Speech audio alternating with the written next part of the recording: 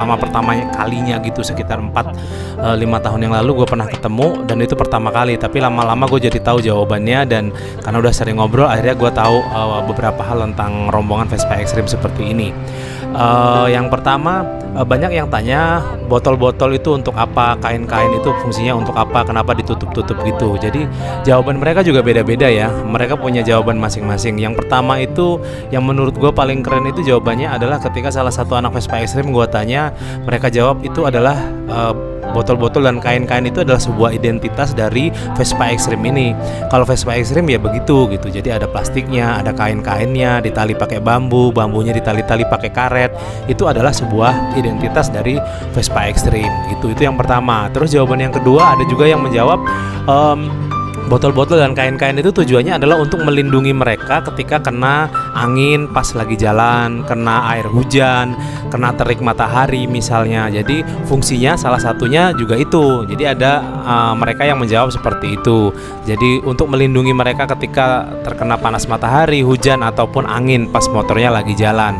Nah, jawaban yang ketiga ini yang paling banyak gue dengar, yaitu tujuan mereka ngumpulin botol-botol dan kain-kain itu adalah untuk dijual ketika mereka nggak punya uang banget gitu. Jadi ketika mereka nggak punya uang lagi, mereka perlu makan atau mereka perlu bensin, bahan bakar motornya, maka mereka akan jual botol-botol itu dan kain-kain itu dijual gitu. Jadi untuk bantu mereka beli makan ataupun beli bensin. Jadi itu adalah 3 jawaban ketika gua tanya kenapa mereka pakai botol-botol dan kain-kain. Itu yang pertama ya, pertanyaan pertama. Pertanyaan yang kedua yang gue juga pernah tanya ke mereka, kalau naik kapal gimana gitu, apakah kapal itu nerima atau enggak. Nah, jawabannya juga ada 2. Mereka menjawab bahwa ada 2 jenis pelabuhan yang mau menerima Vespa ekstrim atau tidak gitu ya. Contohnya misalnya di pulau-pulau antar pulau yang pelabuhannya kecil dan kapalnya kecil, itu biasanya tidak mau menerima. Mungkin seperti misalnya pelabuhan di Aceh ke Pulau Sabang misalnya ya. Itu gue pernah dengar dari mereka mengatakan bahwa tidak bisa nyebrang pakai bawa Vespa ekstrim dimasukin ke kapal feri, nggak bisa. Mereka jadi dilarang untuk memasukkan Vespa ekstrimnya. Tapi kalau dari Merak ke Bakahuni atau Bakahuni ke Merak sebaliknya, atau dari Panjang ke Jawa Tengah, pelabuhan di Jawa Tengah ataupun sebaliknya, itu bisa begitu ya. Jadi buktinya ada banyak Vespa ekstrim dari Jawa ke Sumatera ataupun dari Sumatera ke Jawa. Itu menandakan bahwa kapal ferinya bersedia Vespa ekstrimnya dimasukkan. Dan memasukkan Vespa ekstrim ke dalam kapal feri itu nggak mudah kawan-kawan. Harus banyak banget yang dorong biar mudah, biar nggak susah. Bayangin Vespa ekstrim dengan belasan roda, mesinnya 4, orangnya 3, itu tentu nggak kuat. Makanya banyak kawan-kawan mereka yang ngebantu. Jadi kayak solidaritasnya itu benar-benar kompak banget.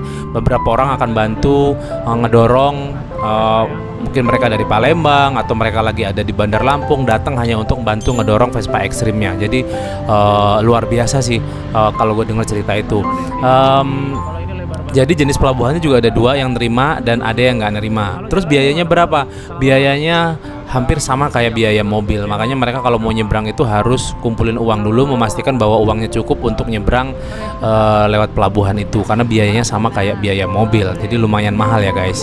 Nah, terus pertanyaan berikutnya itu mereka ditilang polisi enggak gitu ya. Jadi ini pertanyaan juga pernah gue tanyain ke mereka, jawabannya juga macam-macam. Ada yang pernah ditilang, ada juga yang nggak pernah gitu. Jadi kalau yang ditilang ya sudah, namanya ditilang. Jadi unitnya dibawa sama polisi, bahkan mereka yang ngebawa kantor polisi, dan itu nggak bisa diambil lagi. Solusinya mereka harus cari mesin baru dan merakit Vespa yang baru lagi gitu. Biasanya seperti itu kata mereka. Tapi kalau misalnya yang nggak pernah ditilang, itu gue tanya kenapa nggak pernah ditilang, ya karena mereka ada tips dan trik, ada cara-caranya. Yaitu pertama, mereka jalannya malam dari jam 11 sampai jam 3 aja misalnya. Siangnya mereka istirahat, cari uang atau bekerja, ngamen gitu. Jadi jalan malam itu kan meminimalisir bertemu dengan polisi. Terus cara yang kedua itu mereka menghindari kota-kota besar. Kalau kota-kota besar itu dihindari, kemungkinan besar juga nggak akan ketemu dengan polisi, yang akhirnya ditilang sama polisi itu jarang banget gitu ya. Jadi mereka menghindari keramaian, menghindari pusat kota. Mereka jalan di malam hari, tidak jalan di siang hari. Kalaupun jalan di siang hari itu terpaksa gitu. Oke gitu guys, pertanyaan lainnya masih banyak banget ada di video gua lainnya ya. Karena ini sudah cukup panjang videonya.